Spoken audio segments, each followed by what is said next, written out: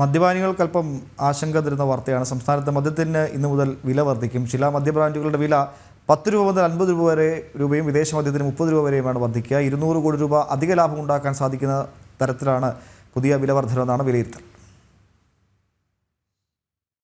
സംസ്ഥാനത്ത് പുതുക്കിയ മദ്യവില ഇന്നു മുതൽ പ്രാബല്യത്തിൽ വരും. പ്രമുഖ ബ്രാൻഡുകൾ ഉൾപ്പെടെ വില വർദ്ധിക്കും. 10 രൂപ മുതൽ 50 രൂപ വരെയാണ് വില വർധനവ്.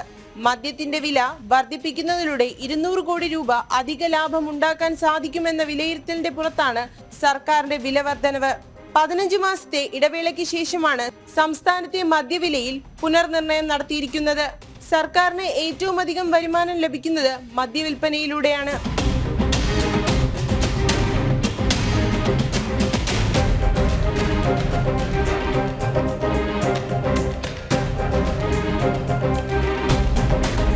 മൊത്തം 62 കമ്പനികളുടെ 341 ബ്രാൻഡുകൾക്കാണ് വില വർദ്ധിപ്പിക്കുന്നത്. അതേസമയം 45 കമ്പനികളുടെ 107 ബ്രാൻഡുകൾക്കുള്ള വില കുറയ്ക്കാനും തീരുമാനമായിട്ടുണ്ട്. ജനം, തിരുവനന്തപുരം.